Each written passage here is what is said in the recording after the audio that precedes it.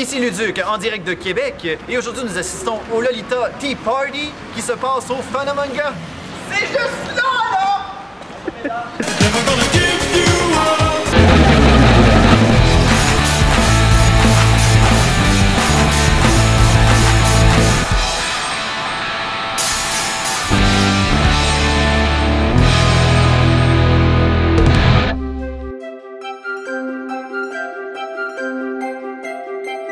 Alors Chris, c'est toi l'organisatrice du Lolita Tea Party.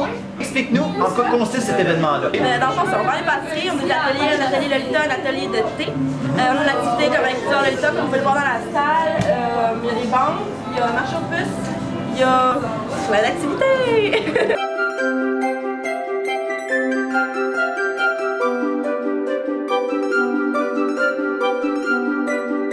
T'es habillée en Lolita. Oui. Explique-moi pourquoi t'aimes cette mode.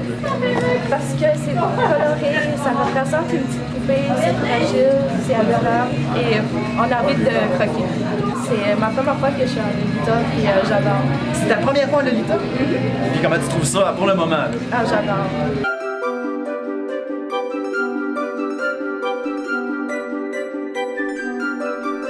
Franchement, t'es mon coup de cœur à moi personnel. T'es la plus petite Lolita du monde. Combien tu mesures pour le faire? 4 et 8!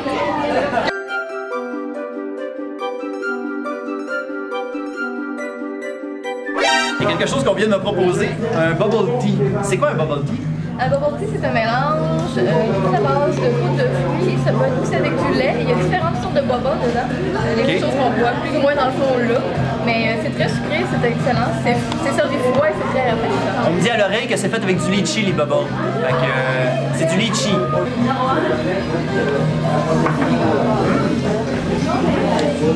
Un mélange de thé et de smoothies. Dans ces coins-là, je trouve ça très très bon.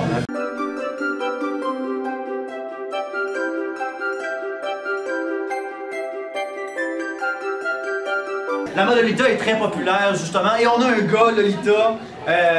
Est-ce qu'on dit un lolicien? Oui, c'est un Lolitanos? C'est un Lolita. Un Lolita. C'est unisexe. Mais en ce moment, je suis pas habillé en Lolita. Ok, ta robe est chez vous. Ouais, et chez nous, j'ai gardé chez nous parce que moi, quand je suis en Lolita, je dégage vraiment du sex appeal. Avec le nombre de Lolita qui ont organisé tout cet événement-là, je voulais pas leur voler de la vedette parce que j'ai toute l'attention sur moi. C'est sage. Être Lolita, c'est pas un déguisement, mais c'est bien une mode. Non, c'est pas vraiment un déguisement. En fait, ça fait longtemps, ça fait des années que les gens essaient de faire reconnaître ça comme étant une mode. Il y a des gens qui vont le mettre comme cosplay, déguisement. On ne pourrait pas exactement considérer que la personne est dans la mode Lolita. Okay. Souvent, les Lolitas vont être amenés à porter leurs vêtements comme n'importe quand, n'importe où. Des gens qui vont régulièrement porter du Lolita. Donc oui, c'est une mode. C'est vraiment une mode. C'est juste que c'est pas beaucoup connu encore.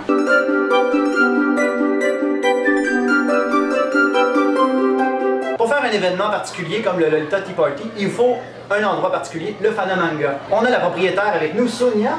Explique-nous ce qu'est le Fanamanga. Le Fanamanga, c'est un lieu de ralliement pour les personnes qui aiment bien le Japon, donc tout ce qui a trait à la culture japonaise, dont les Lolitas font partie.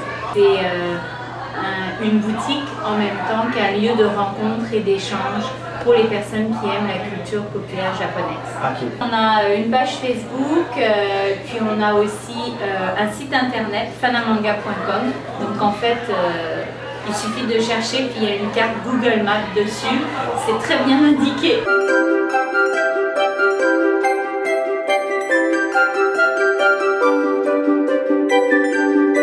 On a aussi un karaoké dans cet événement-là. Absolument.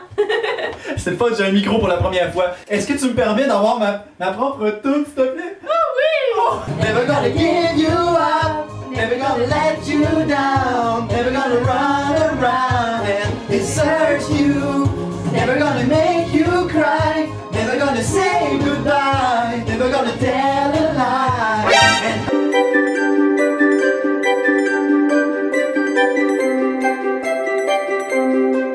C'est ce qui conclut notre reportage sur le Lolita Tea Party, en espérant que vous ayez aimé ça. Si jamais vous voulez avoir d'autres vidéos de d'autres vidéos, vous avez juste à aller voir sur la page Facebook.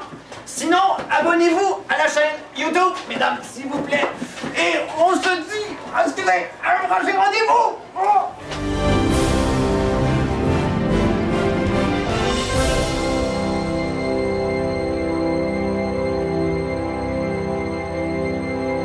Ah, il y a une note! Oui. Yes! Malade! Et là, c'est 97 sur 1000, genre? Ok.